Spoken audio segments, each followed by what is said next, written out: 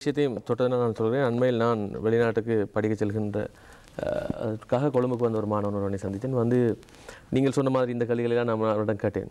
இப்படி நீங்கள் இந்த கோர்ஸை தெரிவு செய்வதில் பிரச்சனை வரவில்லை அப்படின்லாம் கேட்டேன். அவன் சொன்னான் அது ஒரு பிரச்சனையும் இல்லை என்னென்னு சொன்னால் நான் வெளிநாடு போக வேண்டும் என்று அதான் என்னுடைய கோர்ஸ். அதுக்கு பிறகு அதுக்கான வழிதான் இந்த கோர்ஸ் எல்லாம்.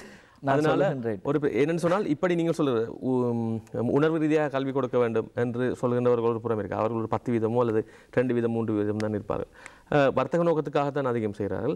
ஆனால் அதை வருகின்ற மாணவர்கள் சரியாக பாவிக்கிறார்கள். அவர்கள் என்ன சொன்னால் இவர்கள் அவர்களை ஏமாற்றுகிறார்கள், மாணவர்கள் அவர்களை நன்றாகவே ஏமாற்றுகிறார்கள். ஏன்னால் அவர்களுக்கு முக்கியமான அந்த கோர்ஸ் அவர்களை போய் இறங்க வேண்டும் என்பதுதான் முக்கியம். அதாவது இதில் ஒரு அல்டிமேட் கோல் என்னென்னு சொன்னால், அதாவது அந்த எஜுகேஷன் கன்சல்டன்சி என்று சொல்லி நான் இதை பெரிய அளவில் ஒரு பிஸ்னஸாக செய்யலை. ஏன்னு சொன்னால் அந்த ஐடி ஃபீல்டு இருக்கிறதுனால எனக்கு சரியான அந்த ஸ்டாஃபை எனக்கு ஏற்படுத்தி கொள்ளணுங்கிறதுக்காக வேண்டி நானே ட்ரெயின் பண்ணி தான் ஆக்களை நான் எடுப்பேன். நார்மலாக ஏன்னு சொன்னால் எந்த அந்த எதிர்பார்ப்புக்கு ஏற்ற மாதிரி ஆக்கள் வாரது குறைவு. ஸோ அதனால் இந்த எஜுகேஷன் கன்சல்டன்சி எதை படித்தால் எப்படி நடக்கலாம், எப்படி வரலாம் என்று சொல்லி நிறைய நான் தொடர்பு கொண்டு நிறைய கல்லூரிகளுக்கு நான் நிறைய எஜுகேஷனல் கன்சல்டன்சி லண்டனுக்கு பிள்ளைகளை படிக்க அனுப்புவதன் மூலமாக சரியான பரிவுகளை பெற்றிருக்கின்றேன். ஆனால் இதில் உள்ள பிரச்சனை என்னென்றால் நிறைய பேர் லண்டனுக்கு போய் படித்து விட்டு இலங்கை திரும்பி வருகின்ற எண்ணமே இல்லாதவர்கள்.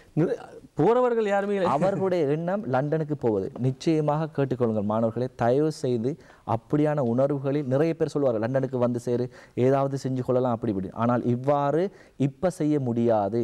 நீங்கள் லண்டனுக்கு அப்படி போனீர்கள் என்று சொன்னால் நடு ரோட்டில் நீங்கள் தத்தளிப்பீர்கள், உங்களுடைய விசாக்கள் மறுக்கப்படும். ஸோ தயவு செஞ்சு இவ்வாறான இதுகளில் நீங்கள் ஈடுபட்டு கொள்ளாதீர்கள். இலங்கையிலிருந்து லண்டனுக்கு போய் அங்கே படித்து எப்படி உங்களை அங்கே சுயாதீனமாக நீங்கள் எஸ்டாப்ளிஷ் பண்ணலாம்ங்கிறத இலங்கையில் அந்த ட்ரைனிங்கை முடிச்சுட்டு போங்க. நிறைய பேர் அப்படியான ஜெனிவினாக இந்த சேவையை செய்கிறவங்க இருக்கிறாங்க. ஸ்பெஷலாக நான் பேர் முடியாது. ஸோ அதனால் நிறைய பேர் இருக்கிறாங்க.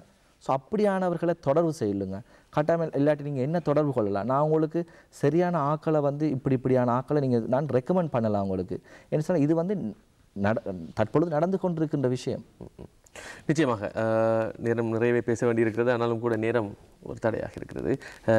இஸ்ரத் இஸ்மாயில் அவர் தெரிவித்த கருத்துக்கள் அல்லது அந்த தனியார் பல்கலைக்கழகம் சம்பந்தமாக அரசு பல்கலைக்கழகம் சம்பந்தமாக தெரிவித்த கருத்துக்கள் அனைத்தும் அவருடைய கருத்துக்கள் என்பது இந்த வழியில் நாம் சொந்த கருத்து என்பதை நாம் இந்த வழியில் தெரிவித்துக் கொள்கின்றோம். என்று சொன்னால் அது பற்றி நிறைய விவாதங்கள் இந்த அரங்கிலும் கூட இடம்பெற்றிருக்கிறது. அவை பற்றி நாம் பொதுவான ஒரு கருத்துக்கோ அல்லது எந்த ஒரு கருத்தையோ நாம் சொல்வதற்கு தயாராக இல்லை. இஸ்மாயில் இலத்திரனியல் வர்த்தக ஆலோசகர், சுய ஆளுமை விருத்தி பேச்சாளர், இளம் தொழிலதிபர், உங்களுக்கு இந்த வழியில் நாம் நன்றிகளை தெரிவித்துக் கொள்கிறோம். நன்றி, வணக்கம். வர்த்தக இடைவெளியை தொடர்ந்து மீண்டும் நாம் இணைந்து கொள்வோம். இது புத்தம்புது காலை உங்களுக்கான நிகழ்ச்சி.